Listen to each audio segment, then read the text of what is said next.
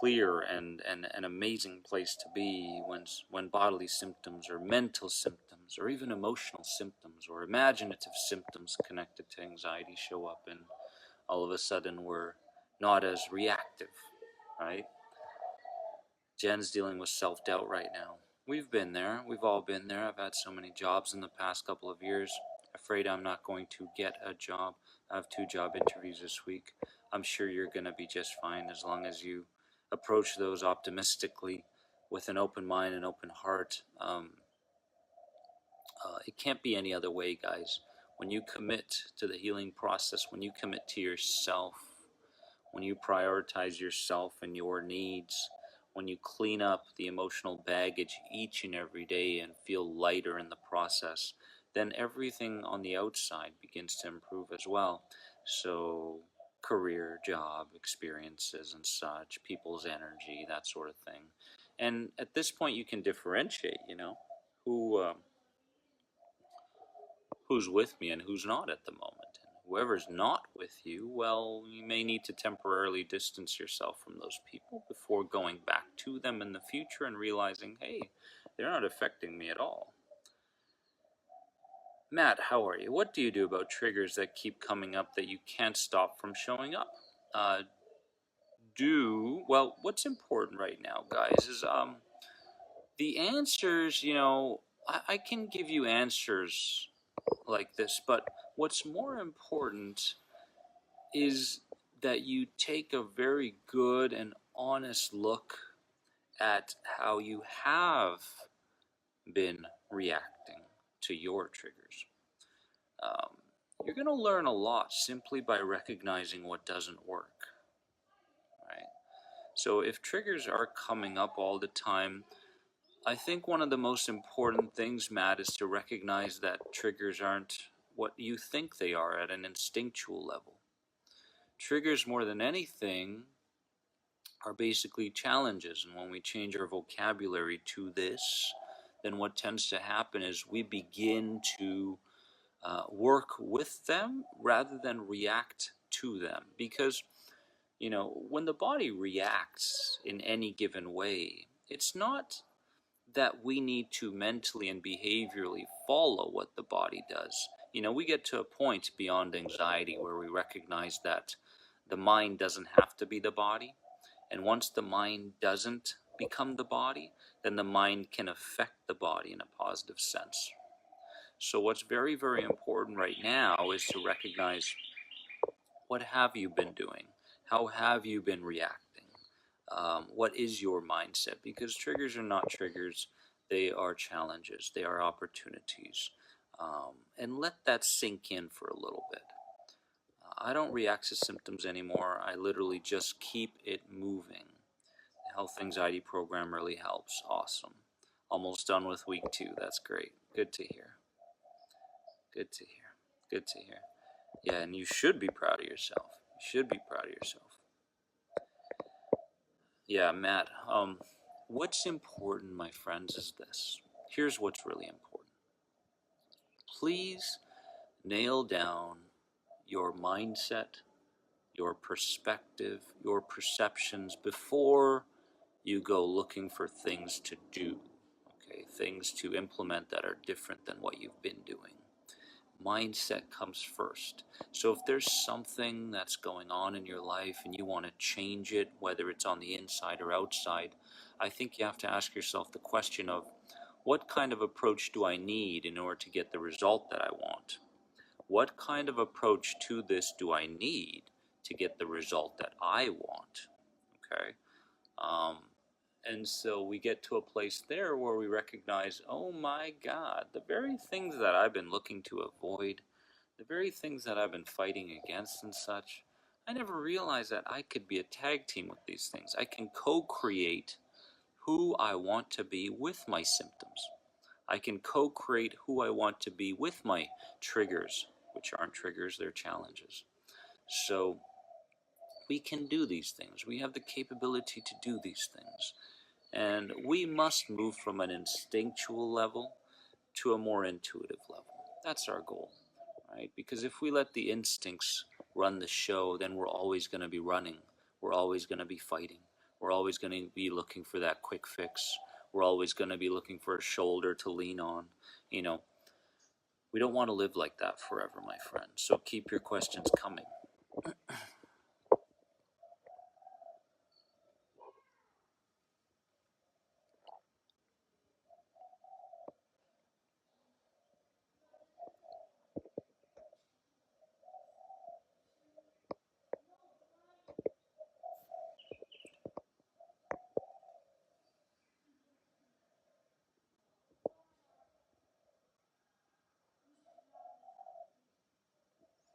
Good stuff, Brooke. Very cool. Very cool. Matt, don't go looking to solve everything. Because if you look to solve everything, you're going to solve nothing. Okay, this is very important. I think that if I look back on my journey, I was very overwhelmed and overwhelmed because I felt like, wow, I have these symptoms I have to deal with. I have the intrusive thoughts. That's another thing. I have this energy that I'm oozing off of me and affecting other people. I have the external stuff. I have the boss. I have a person who I'm dealing with. So we have to understand that if you're trying to heal everything, you're not going to heal anything. Okay? So please check in. Check in to see if that's what's happening with you. On vacation, no symptoms. Excellent. No anxiety. As soon as I'm home, here it comes, trying to understand why. Yeah, I think you already know, Vernice, why it happens. I just think you need to open yourself up and believe what you already know. How fast does a person heal from anxiety? Well, that depends, I guess. That depends on the person. It depends on the person.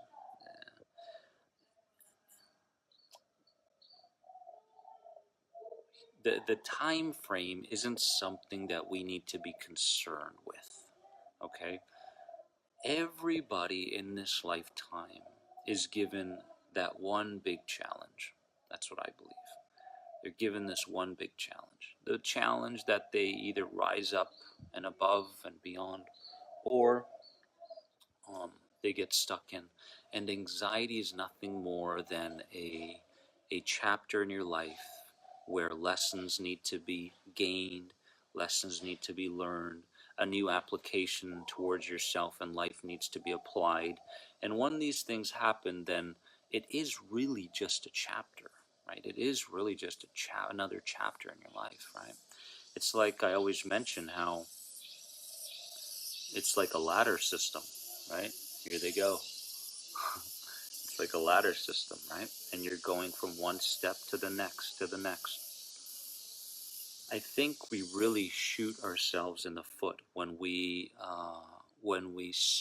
focus on this being a time-based thing, right? I've suffered for so long. When is this going to end? Why isn't my meditations working? Why isn't this working? Why isn't that working? That's the last thing you need is to have these sorts of questions arise. What we need to make sure we do is we ask ourselves better questions. Ask yourselves better questions, and you're going to find that you're going to be gaining a tremendous amount of clarity. And clarity is key. Clarity is healing. Um,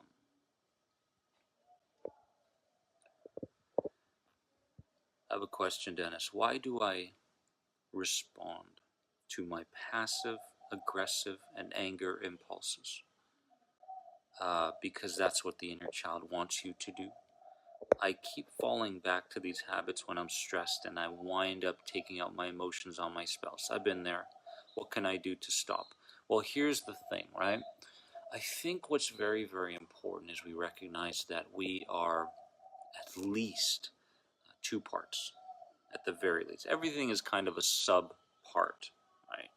We have our more intelligent, logical, rational brains, right? We have that part of us that is very educated, gone through many life experiences. That's the adult us. But then we have the child us, and the child us wants to maintain a certain emotional state. The child us wants to maintain and continue on with these beliefs that it believes we need to follow about ourselves in reality. So, what we have to understand, Hannah, is which part of us at this moment is speaking loudly, right? The adult is very, very subtle in the beginning stages of healing, whereas the child is screaming all the time, right? When you respond very impulsively in an angry fashion, in a fearful fashion, and whatever it may be, that's nothing more than the inner child wanting to pull you back into a state, into a thought process, into an identity that it believes will maintain your survival and it believes is best for you. The anger is protection more than anything. The fear is protection. That inner child loves you so unconditionally that it doesn't want you to be overwhelmed the same way you have in certain experiences from your past. So what we have to understand at any given moment is is this the adult responding or is this the child? Whichever one it is, right? The child will be very emotional. The child will be very instinctual. The inner child will want things very, very quickly, right? Whereas the adult is patient. The adult is understanding. The adult is open minded and has the ability to see our problems or our emotions from the outside. So, more than anything, right now, the way to stop it is first and foremost get to know that inner child better. Okay, so you want to get to know that inner child better. Um, when we say inner child, we say subconscious mind body. Okay, so when you can see that, yes, this is the inner child, then you don't fall for that type of a reaction anymore. And you don't fall for the behavior that's connected to the reaction because you know better. Okay, you know that if I do this and if I think this way and if I continue to believe X, then what's my life going to be like in 10 years? This feeling, this behavior is only going to grow stronger, and I don't want that to happen. So we have to recognize, hey, is the emotional part of me running the show? Is the instinctual part of me running the show? Or is the other part of me running the show? Um, right after the birds, I don't know if they're mating.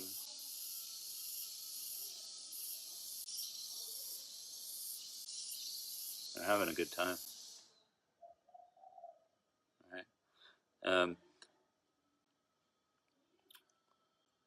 Hannah, more than anything, really quickly, why don't you go ahead and dabble with uh, a philosophy called Stoicism? And Stoicism will give you the ability to get to know the two parts of you better. That's what I would do. Specifically, books um, from Seneca, Seneca. That's where I would put my attention to for the next few weeks and see where it leads you next. Right?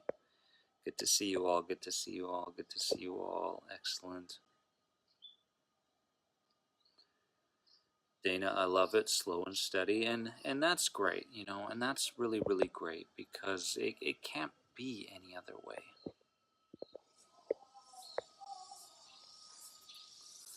Jen, that's fantastic. I love hearing that progress. That's great. Great.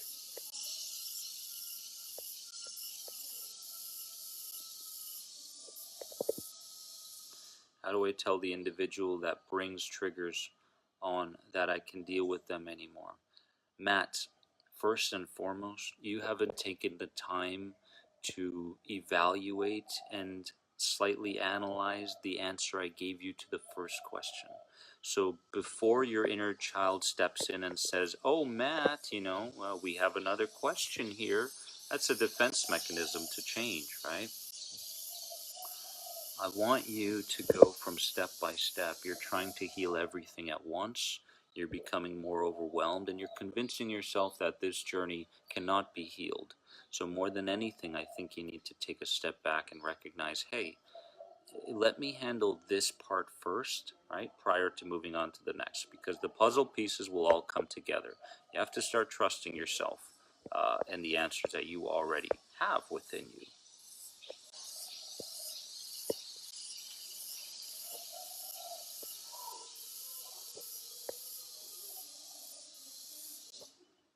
Got it. You got it. Dennis, I just wanted to let you know that I went on a vacation. Ooh, where'd you go, Lisa? And let myself feel the symptoms, and they passed. I did everything I wanted to, and it was amazing. Good stuff. Good stuff. Yeah, I mean, there is so much to learn from in those moments where you recognize, oh, I've got this symptom. Maybe it's linked. You know, you've got two different kinds of symptoms. Some are sensations, and some are symptoms. To me, sensations are ones that show up, you know, really kind of hardcore, right? Like body zaps, for example. I don't really recognize that as being a symptom, but more as a sensation in my world. You know, headaches that come out of nowhere, you know, that turn into migraines. The dizziness for me is more of a symptom. It's something that's lingering, right? And, you know, if we were to talk about the root causes of these sensations and symptoms, I think that out of all the years I've been doing this, I can now recognize that a lot of it, if not all of it, is based on protection. A lot of it is based on fear. A lot of it is based on sensitivity, not by the adult, but by the inner child. Um,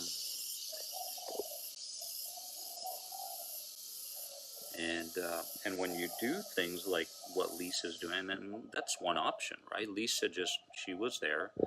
She let the sensations and symptoms move through her. She was able to be in a state of neutrality during the symptoms and sensations, whereas a lot of people try to fight through it, right? But in that moment, as she recognizes that, hey, I'm becoming more disinterested in the symptoms and sensations, that's a tremendous win. It really is. And sometimes we need to go in that direction where we do allow it to subside. And other times there may be things we need to do, right? So a sensation symptom shows up. I know it's part of the inner child's fear mechanism, wanting to bring me back into a belief system based on past experience. I may need to dialogue with the inner child when the symptom arises. I may need to say, hey, inner child, you know, I know you're trying to provide me with this symptom sensation out of the blue to keep me safe or to keep me not feeling so vulnerable and bringing certainty into my life. I thank you for doing that. You know, so there are things that we, you know, intuitively you will know whether you need to do something or allow it to subside and follow the route of acceptance. But I do believe that um, we have to be true to ourselves and recognize what is the best route for me, right? What is the best route for me? John, that's great. You got the program, you're going through the program, and you're listening and reading. Good. Keep going. Keep going. Edita, I'm learning so much from my inner child lately. In fact, if you go on Amazon now, I mean, for the first time, I believe they have a whole section on inner child healing. The people are starting to make the connection now. I am slowing things down. Moved on my own. It has been 1 month, Edita. Well done. I am also working full time for 4 months now.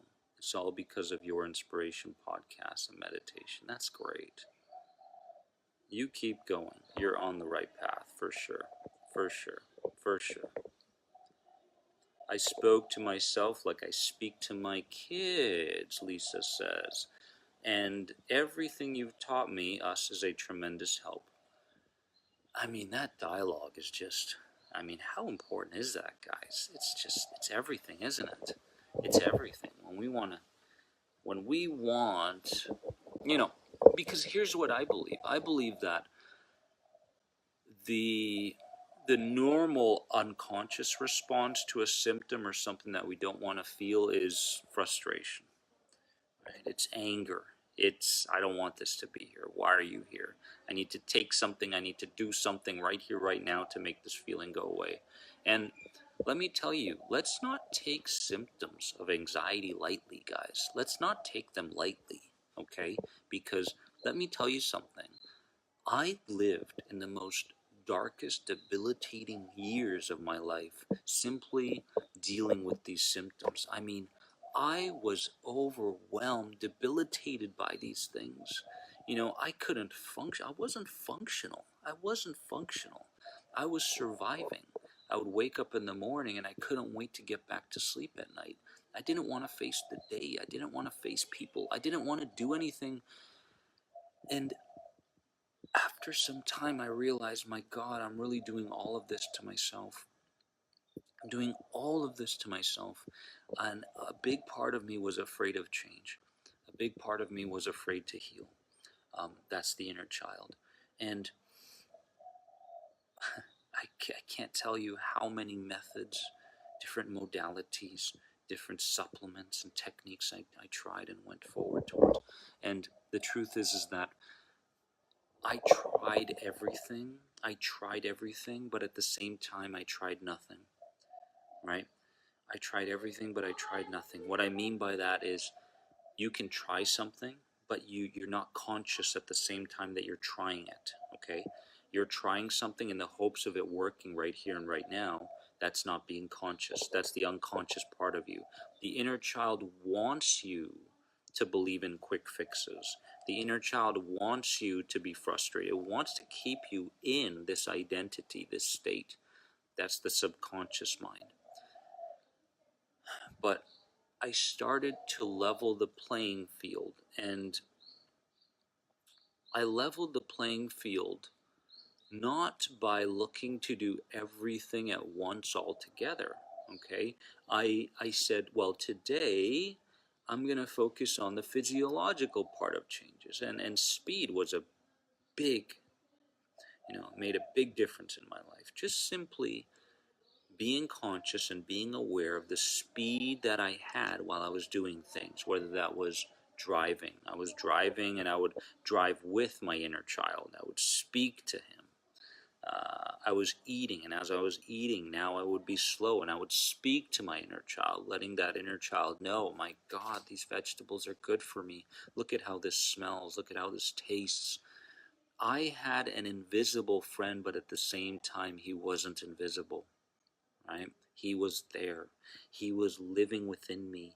He wanted, not wanted, he was very, very afraid. He was afraid, right? My inner child was so afraid. And he was afraid of anything that felt unfamiliar, even a new color. When a new color showed up, I just like, what's that color? A new sound would show up, and I was very sensitized to sound. So the adult me knew what he wanted. The adult me knew that healing was available to me, and I was capable of healing. Um, and I was limitless. The adult me knew I was limitless. I could do this. I could do this, and I could move beyond this. But the inner child kept trying to pull me back, and the more I recognized when the inner child was pulling me back, the more I could do something about it.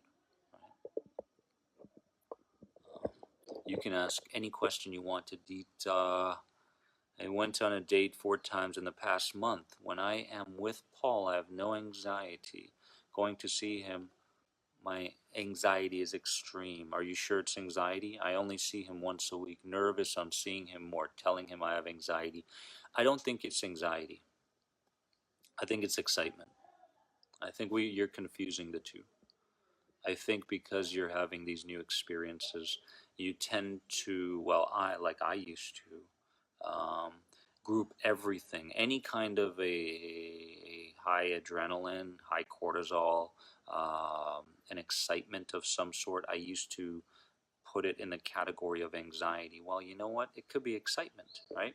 So what's happening right now is you're excited. What's happening right now is you're having all these new experiences. And what's happening right now is you're having this nervous energy arise from the inner child because she doesn't want you, okay, to feel that level of overwhelm again. So it's kind of a warning sign. Are you sure you want to do what you're doing? Are you sure you want to go on the date? Are you sure you want to see Paul again? Right? So there's going to be those moments. So what we have to do intuitively is send the signals of safety. In those moments prior to the date, during, send signals of safety. Be the true you. Don't try to force the adrenaline away or cortisol away, but just do the right things that show the inner child that this moment, this person, this date, all of these things are in the category of safety. Therefore, we don't need this rush of adrenaline next time. And every single time you feel you've done that right, that's just a tick. It's a win, right? And the more wins you have, that turns into a belief. New beliefs turn into an identity, okay? New identity moves you towards your purpose and mission. So remember that. I finally started slowing down. I noticed people. It's beautiful. Jamie, that's great. That's great. I noticed details in new buildings. The funniest thing, my family was laughing at me. Yeah, it's like seeing the world from a new pair of lenses, seeing the world for the first time again, right? Courtney, carry a notebook around with you everywhere for a while. Fantastic. Make little action cards. Fantastic, with bullet point reminders of actions you need to take or steps to do. Thank you. Fantastic. Can she just count the way she breathes, every breath in and out until she gets to absolutely. Breath work is fantastic. You're gonna notice that um, the anything that you do, any changes that you make with your body will eventually make a change in the way you perceive things, right? And that's a lot faster than looking to perceive something differently first and then see the changes in your body. So on this journey, I'm a big fan of physiology. If you read the book F Coping Start Healing, you understand responding in the moment of fear or just prior to fear, and you can do that in many different ways, but do it through your body and do it for a set period of time until you send the signal of safety, right? Once that happens, then guess what? Like I said, it's a domino effect.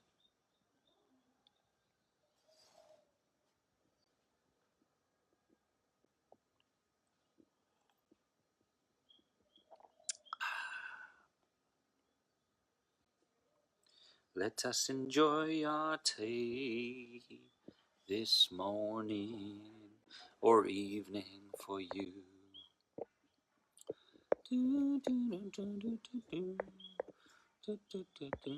Making progress, Kevin. But I've come to realize I have a lot of suppressed emotions. Yes. And it's a part of the havoc on my nervous system. Any advice on that? Yes.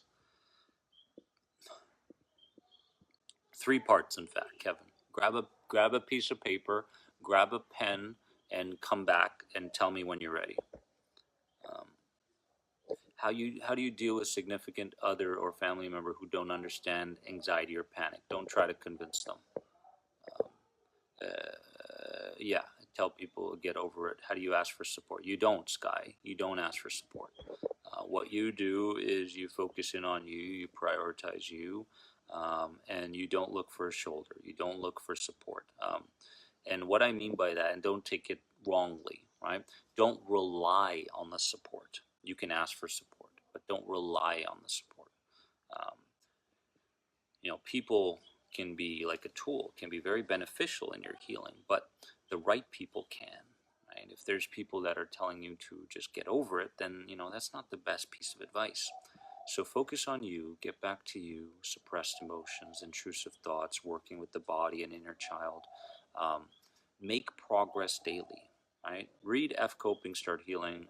It will lead you.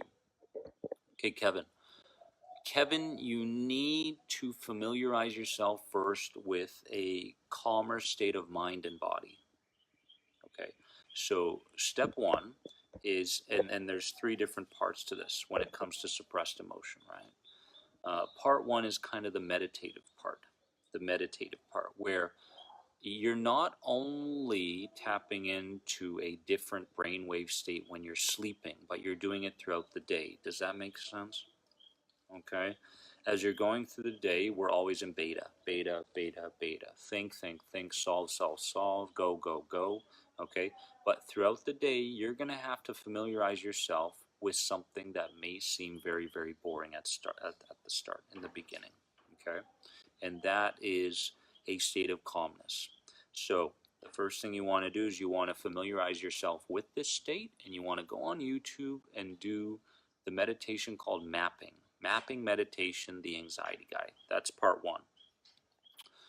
Now part two is removing the blocks. Okay, removing the energetic blocks, because here's what tends to happen with people that I work with. Okay, they say they want to heal at the root of their anxiety.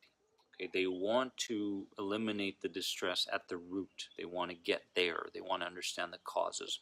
But there are all these walls, okay, walls, wall after wall after wall after wall after wall, preventing them from seeing the truth, okay, preventing them from tapping in at a deep level in order for them to truly heal themselves at a subconscious level. So in the second part, okay, negativity clearing techniques, negativity clearing techniques. You want to familiarize yourself with these. So you go to YouTube and you look up "Breaking Down the Walls, the Anxiety Guide." Okay, "Breaking Down the Walls, the Anxiety Guide." Write this down. This is the second part. Okay, when you do these, and you will know which one is which out of the three. Okay, when you start doing these, the layers start falling. The layers start falling. And now, once the layers start falling, you can look directly at the root causes of your anxiety. Okay, so number one, we familiarize ourselves with a calmer state of mind and body. That's the mapping meditation. Number two, we begin letting go of the layers that are preventing us from seeing the truth, the causes of our anxiety. And that's the breaking the walls, reframing process. And number three is what I refer to as primary intervention. Now, Kevin, primary interventions are can be anything, and you can look these up. Okay, again on YouTube, emotional reframing, the anxiety guide. That would be in the category of primary intervention. This is when we get to the root cause of a certain suppressed emotion. Okay, this is regression work basically. So we regress to cause, we regress the person uh, back to a relationship that has caused them to feel a way they don't want to feel, and we reframe it, we reperceive it at the deepest levels. So you can do primary interventions through emotional reframing. You can do it through chair coaching or chair therapy. Okay. You can do it even through breath work. Okay, I'm a big fan now of breath work to heal some of these traumas connected to suppressed emotion. Um,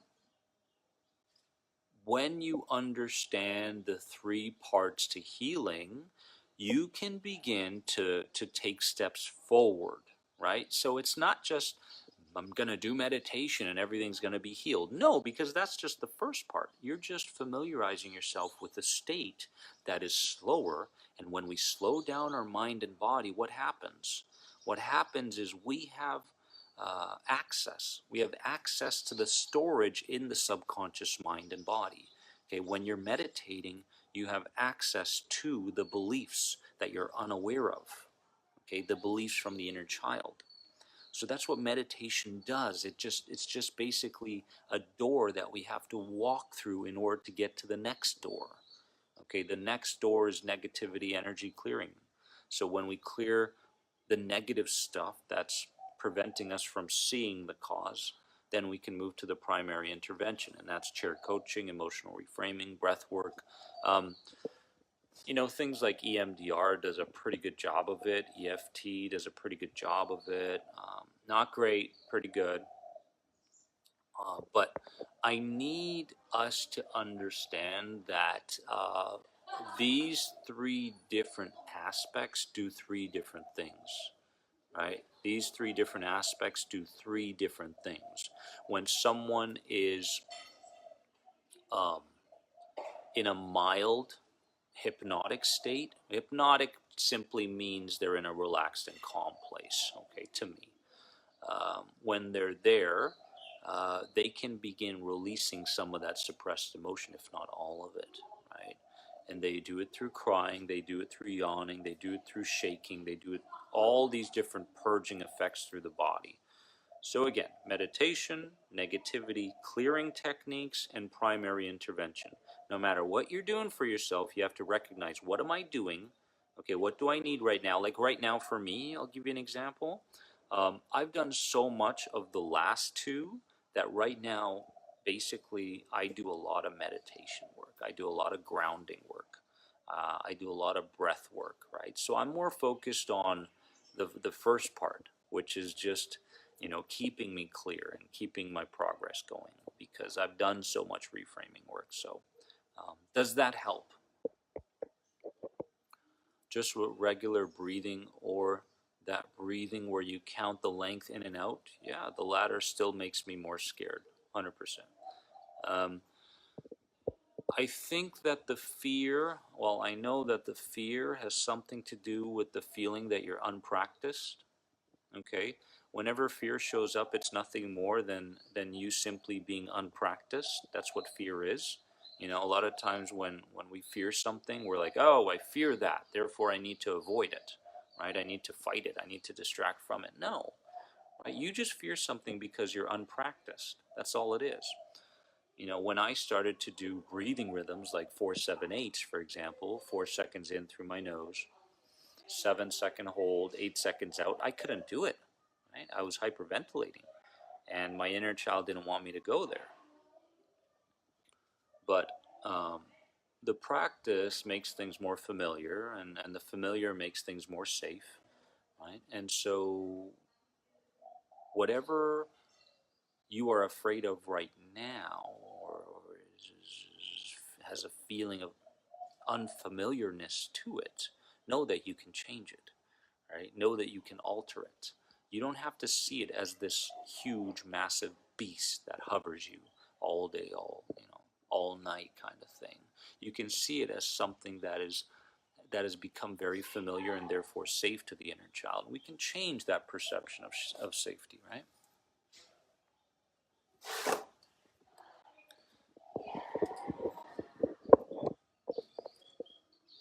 All right, Kevin, that helps. Awesome. We got kids in the background, guys. Big sleepover last night. You're very welcome, Sky. You're very welcome. Um, yeah, I mean, listen, change your vocabulary. Change your vocabulary. Change your vocabulary. Change your vocabulary, guys. This was a massive step forward. For me, there, for example, triggers to challenges, symptoms to messages, negative emotions to inner child voicing his or her opinion. Okay, so as you can see, when you change your vocabulary, you move towards healing, right? Fear. I fear something. I'm afraid of something. No, it's unfamiliar. I'm unpracticed. So, honestly, like when you do this, your life will change. So, what words are you using most often that are keeping you from healing? What words are you using most often that are keeping you from healing? Okay, take an inventory. I learn something new every time. Oh, that's good, Jen. That's good. My outlook on hypnosis is due to lots of childhood memories. I believe that hypnosis is the fastest and most effective way to heal suppressed emotion, to heal childhood memories. I believe it doesn't even have to be a deeper state of hypnosis. Even a mild state of hypnosis, a mild state of relaxation, can do wonders for you. Um, I I would put hypnosis right up there as a top three for me. Top three. Why? Because I have to experience things in order for me to truly be on board, right? And throughout these many years working with people, along with healing myself, I've seen tremendous changes through hypnosis. But you do need the right person. You do need the right person to guide you. Self-hypnosis, don't get into it in the beginning. Be guided first. Be guided at first. Nan, yikes, definitely I'm scared. Too far, too hard. The wait is too long. I have a whole list of words I probably shouldn't be using. Yeah, well, let's start with the first three. Right? The first three. The three words. So this is what I did. I would notice the word and I would have a replacement to it. It's kind of like a state break. Like, for example, when someone knows they're talking about something they shouldn't be talking about. You know, when you talk about something to somebody else, you're literally programming yourself. You're hypnotizing yourself back into an anxious state. So if I feel like someone's talking to me and it's not doing them any good, they're hypnotizing themselves back into a familiar state, an anxious state, I will get a glass of water and pour it in their face. What happens? Right? Okay, go back to what you were just talking about. It becomes very difficult for them. Very difficult to go back there, right? Yes, reframing our words, Kristen, 100%, 100%. Um, should I write them down? Yes, write them down, 100%. You write them down, you recognize the word. Like, for example, for me, the word was afraid. Right? I'm afraid to put myself out there. I'm afraid of my symptoms. I'm afraid of dying, right? And then you know what I used? And this was the magic word. And did I dial in right away? No, but in time I did. Instead of afraid, I used the word curious. Curious. I'm curious as to why I'm so afraid, right? I'm curious as to why this symptom arose right now. I'm curious as to why this sensation arose. I'm curious as to why I'm afraid of my coworker. Okay? Um, I realized that my old reputation needed to die in order for me to be free. I was trying to maintain an identity that I didn't truly believe in. I didn't believe in who I was. I wasn't this anxious person. I wasn't this stressed out person. I wasn't an overthinker. That's not who I was. Okay? But everybody else saw me that way, right? And there were certain aspects connected to the anxiety that I was afraid to let go of, and I wasn't conscious of letting go of. And I brought that to my conscious awareness. And what started to happen was now I have no reputation. I don't have an identity. I can't say I am X. But what I did was I went from an unconscious identity to a conscious identity to someone who is. I am whatever you believe I am, and that's the truth, right? Everyone will see me in a different light, and I'm okay with that.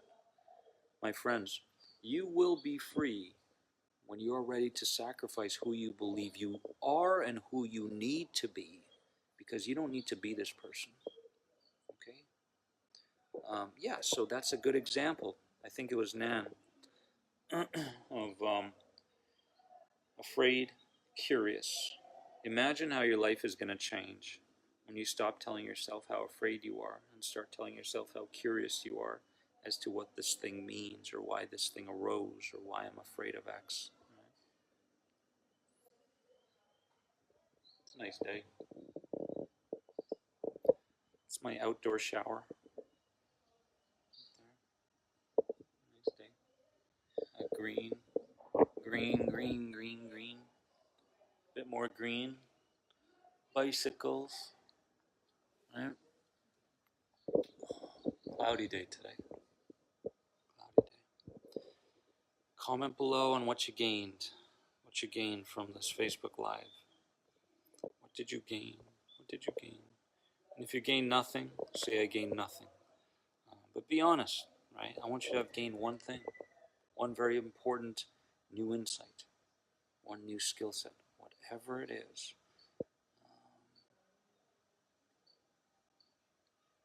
Yeah, bike riding works. 100%.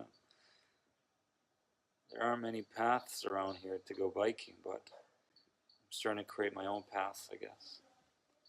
I love you all. Have a wonderful day. Remember, you are more than anxiety. Don't let your inner child tell you otherwise. Don't let your inner child tell you otherwise, right? Live consciously, live with awareness, live with optimism, and live with curiosity. Live with curiosity. You know, don't have it any other way. Do it slowly. Do it slowly. Do it gently and do it compassionately.